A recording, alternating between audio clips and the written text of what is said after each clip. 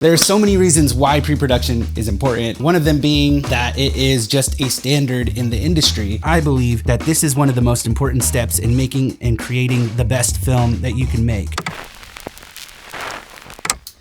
Hey, what's happening everyone? My name is Ryan. If you're new to the channel, welcome. Today we're gonna be talking about pre-production. And why are we talking about pre-production? Well, I have 3 new projects that have just come in that are new, and I am in the pre-production phase on them now. So I thought, why not take you along with me as I go through that process? They all look very different. One is a narrative film, another is a recruitment video, and the last one is a bit of an ad, a commercial that we're gonna throw up. And the last one is a commercial of sorts. I'm just gonna show you one, and that is gonna be the last one, the ad that we're gonna be doing for these wonderful local folks in our town here. If you are a solo filmmaker or you're just starting out, you're probably doing all the planning on your own, if you're planning at all, and I highly recommend this step. Planning is a big part of what we do here at Fox and Crown Creative. It's the reason we're able to do all the work that we receive and do this YouTube channel at the same time. So I highly recommend it. But for this video specifically, I just wanted to show you how I do this when I'm doing pre-production on my own, and hopefully show you a little insight and give you a few ideas as you go on to do pre-production on your next project. All right, so let's get into it. Finally got some coffee in me. So anyway, I need to film this video and the office is a complete disaster. You know, since I moved into this little office here, I've been trying to figure out how to utilize all of this space in the best way possible, and I'm still trying to figure that out. But as of right now, there's mail everywhere, there's gear everywhere. I gotta really clean up this office because it's looking like a complete mess. So I'm gonna do that real quick, and as I'm doing that, we'll talk a little bit about why pre-production is important at the same time. So here we go.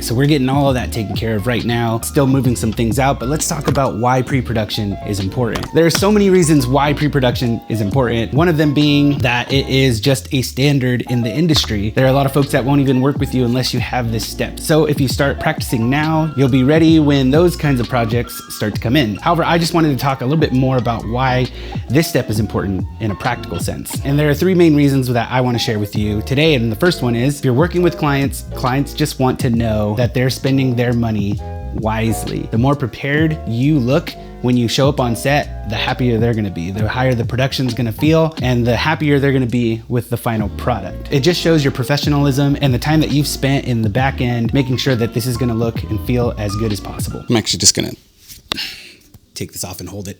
My second reason is, the more prepared you are in the front end, the more polished and professional your project's gonna look in the final product, which will also lead to higher paying and higher tier jobs as you grow in your career and in your craft. And number 3, it's really good to be as prepared as possible in the front end, so that way you eliminate as many hurdles as you can on set. There's always gonna be hurdles, but the more that you can eliminate some of this stuff by thinking it through ahead of time, the easier it's gonna be on set. Now let's take a couple of examples. There's been times where I don't have a piece of gear that I absolutely need, or even bought or rented for this specific job, and because I didn't create a gear list, I forgot that piece of gear and we didn't have time to go back and get it. So there's one. Another is location scouting. Not knowing what the location looks like ahead of time can really throw things off, because if you have, let's say, a smaller room where you can't fit your traditional lighting with C-stands and things like that, soft boxes, you got to think up another solution, or rent something that can lay flat on the wall or bouncing light off of the wall.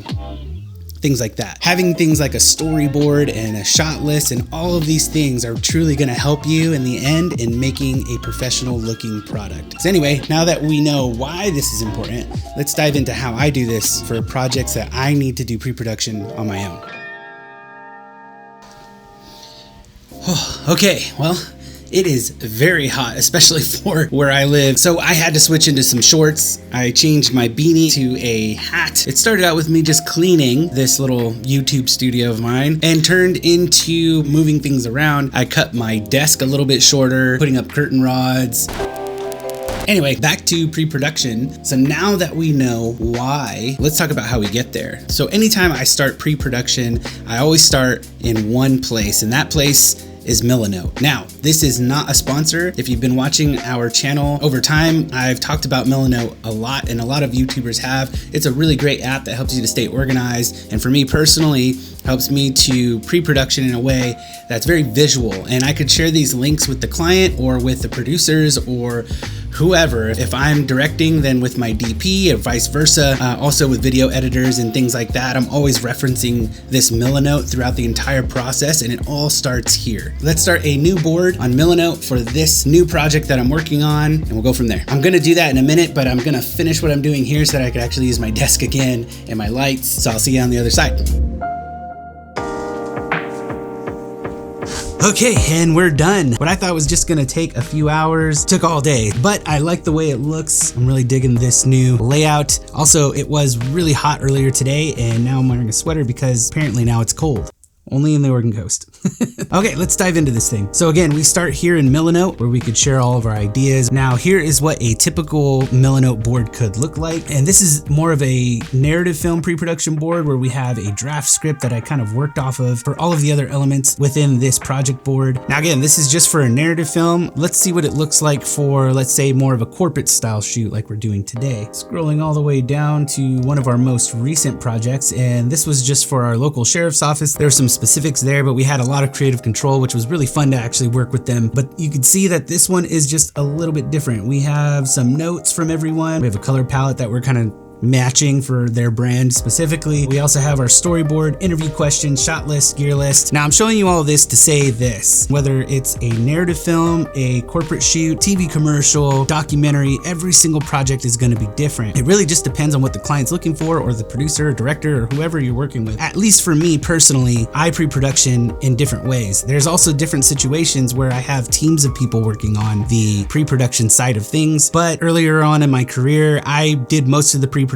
on my own. But for this project that I'm about to work on specifically, the family who owns the place that we're doing this video for, we really enjoy what they do and what they do for our community. So we really just had a heart to work on this together collaboratively. So I just decided to take on the pre-production side of things personally. And I just wanted to kind of take you behind the scenes and show you the ropes and how I do this. So anyway, let's get into our Milanote board for this specific project. So first thing I want to say is that I still have a team that works on this initially. We have our client and projects manager, Tiffany, who does most of the upfront work when it comes to contacting the client and kind of seeing what their needs are. And she jots all of that down in their initial meeting into this board for me to look at. So that way I have notes to kind of reference and do all of the shot listing and storyboard based on those notes. And this is all things that you could actually do on your own. I know I did for a long time when I was doing pre-production on projects on my own. And it looks like she's done a really good job on this so far. So we have their Instagram account. She's also has a creative brief in here for all of the things that they want to do, as well as a mood board, which looks beautiful, by the way.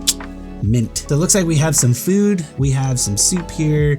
The main event though are the drinks, and I'm assuming this is kind of how they want to shoot it here. So what I would do next is I would think through the storyboard in my head. How do I want to convey the message that they're trying to convey cohesively? In order to do that, we're gonna have to look at some of their notes, and then I'm gonna use the mood board to kind of piece all of this together. So my next step would be to look at the creative brief. Now, I don't wanna go into too much detail on what they want for this video because I don't wanna spoil anything for them before it actually comes out. And I also want to kind of show a little bit of this in another video. But what I will do is look through the creative brief off camera, and then I'm gonna come back and I'm gonna show you how I kind of storyboard all of that. So I'm gonna create a new column, and that's gonna be called production. And in there, I'm gonna create new boards that are gonna be called storyboard, and I'm also gonna create one called shot list. After the storyboard is finished and the shot list is finished, I usually go into the mood board and I just collect all of these. I copy them and I put them into this unsorted tab here because I'm gonna be using these in the storyboard. So what I would do is I would usually look for our opening shot, and all I have to do is come over to add image, type in what I'm looking for, and let's see what comes up. You just kind of search until you find something that you like. I don't know, let's get a little crazy. Let's maybe try one of these top-down drone shots. And we're gonna make this more of a 16:9 so that it matches what we're going for. So I'm just gonna go ahead and crop the image, kind of match that. They want it to feel like summer, so we're gonna go with a brighter opening scene here. Maybe they're driving, and then the next one could be they're getting out of the car. That's the basic idea, but I just wanted to show you how I piece together the storyboard and how I'm gonna present this to the client, and if they approve, then we start to write the final script once we get that approval. But as you can see, I just kind of start building it out in my mind, the way I think it's gonna look, the way I envision it, and then I just start building it out from there. And I don't stop there, actually. I go through this process a few times just to make sure that it's perfect. So after I'm done with the storyboard, then we move on to our shot list. And this is where I kind of get a little bit more detailed. Again, I'm gonna place these images right into this unsorted tab here. It doesn't matter so much to crop, at least for me, I don't crop down my images, I just leave them the way they are, but I do make a description of each shot. So sometimes I will get a little bit organized and I'll say scene 1 and scene 2. So we'll kind of start here. I have scene 1 and scene 2. Because I know there's 2 parts to this video, we're gonna go with this just for now anyway. And then I just drop this into scene 1 and I put a note on it and I say opening shot. And I'm gonna say wide, static, 35mm, most likely. I put little details like that in there. Now I'm just showing you a brief description on how I would do this. I will actually go back in here and get a little bit more detailed for this day.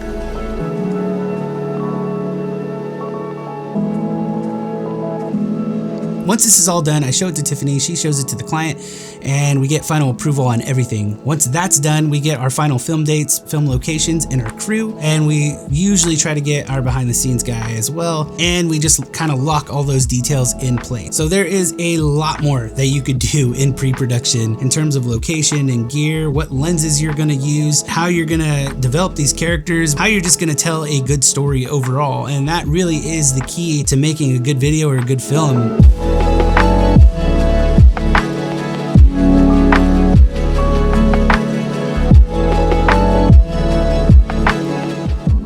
So what's the moral of the story here? Well, for our channel specifically, our goal and our hope is to help aspiring filmmakers make their first film or their next film by giving resources, teaching our knowledge and what we know, and also sharing our experiences as we learn new things too. Because I don't know everything. I have been doing this for many years professionally and have been making films since I was 8 years old. Now that doesn't mean I know everything. However, with our shared experience as a team and the experiences that I've had doing solo filmmaking, having to do pre-production on my own, having to edit my own films, and all of the rest, I'm hoping that there might be some value in there for you, especially in the pre-production phase, because I believe that this is one of the most important steps in making and creating the best film that you can make. And you could use pre-production in not just narrative films or TV commercials or client work, you could even use them for your YouTube videos. Now again, this is just what works best for me. However, I just want to encourage you to just do some more research, explore the pre-production phase a little bit more, and just see what works best for you and your workflow. And I'm curious, let me know down in the comments below, what works best for you? What does your pre-production process look like? And is there anything you might be able to add for our community here on the channel? But I think that's gonna do it for this one, you guys. Thank you so much for joining me in this quick little tutorial on pre-production. If you like this video or you learned something, please click the like button down below and consider subscribing if you haven't already, and I'll catch you in the next one. Cheers.